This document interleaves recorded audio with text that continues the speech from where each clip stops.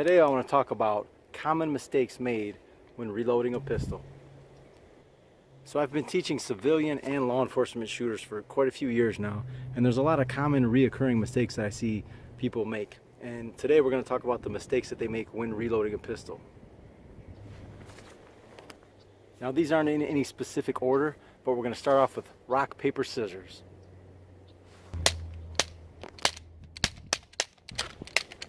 So one thing that I see people do, and I think people are taught to do this, which I'm really against, is they'll try to seat the magazine and seat the magazine hard, which will sometimes make the slide go forward.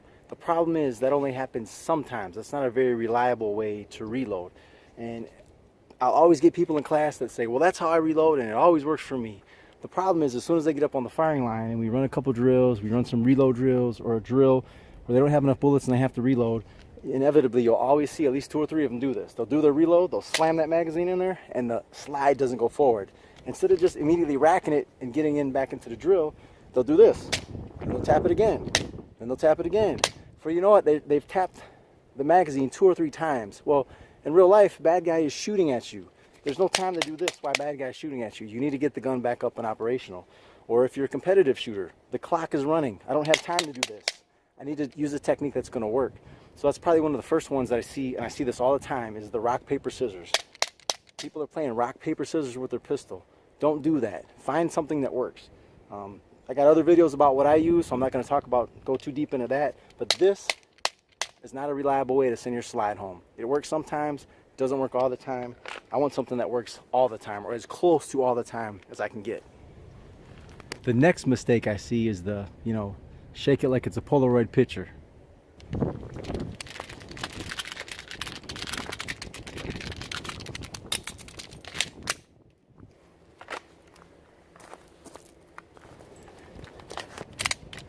Alright, so with the shake it like a Polaroid picture, there's 2 ways to correct that problem.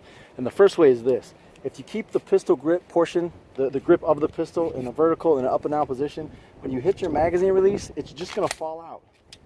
Gravity's been around for, what, 4.5 billion years or something like that? Gravity's been working for a long time and it's going to continue to work. Now the only time this won't work if you have a pistol that's specifically made, the mechanics of the pistol don't allow the magazine to fall free. There are pistols that are configured like that. But if you have a pistol that doesn't have that configuration, that's designed for the magazine to just fall out, it will fall out. The problem comes when people do this. They turn the gun, hit the magazine release. The magazine is released, but it doesn't go anywhere because gravity's not taking effect. So then they do this. They do all the shaking and all this stuff trying to get the mag to fall out when you don't have to do that. Just make sure the grip of your pistol is in a vertical up and down position and it will fall out by itself. If that doesn't happen for some reason, if I turn the gun and the magazine doesn't fall out and I have my new mag in my hand, it's real simple. Just do this. That's it. Just rip it out with your other hand, put your new mag in, and get back in the drill or get back in the fight. Alright, so the next one I'm going to call thread the needle disease.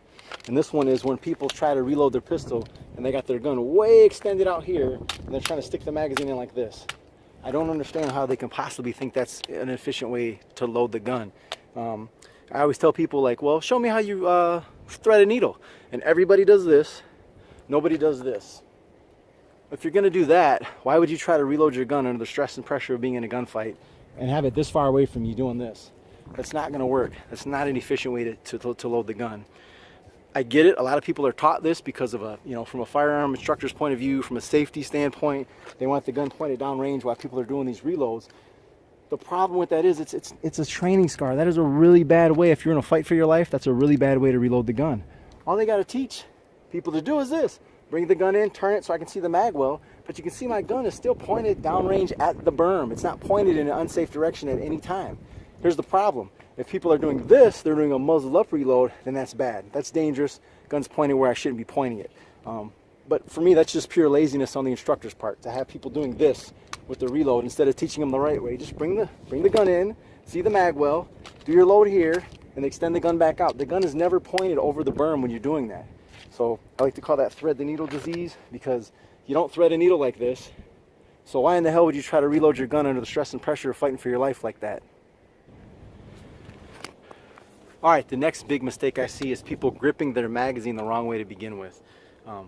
you know, they got a very low grip on the mag. They're gripping it down here somewhere, and you can't grip the mag. I mean, if you're watching this video, try it. Take a pistol mag, put it in your hand like this. See how well you can hold on to this. Let somebody try to slap this out of your hand. You can't hold on to it like that. The way you're supposed to hold on to it is the base of the mag plate is in your palm, your fingers up where the bullet would be. I got a good grip on this thing. You could knock this thing out of my hand if you wanted to, right? I mean, if you slapped it, it's not going anywhere. I got total control of where this magazine is going, where it's going to go. So that's the next biggest thing I see is people gripping the mag wrong. They're doing this and they're fighting with it because they can't get the front of that magazine to go into the magazine well, and they're doing this kind of shit, or they go really fast and the mag goes flying. All you got to do is grip the mag like this, grip it the right way, and boom, it's going to go right where you're looking. Just point your finger where you want it to go. Where I want it to go is the magwell. So point my finger, boom, it goes, and everything works just fine. That's probably the next biggest mistake is nobody grabs their magazines the right way from the magazine pouch up into the gun.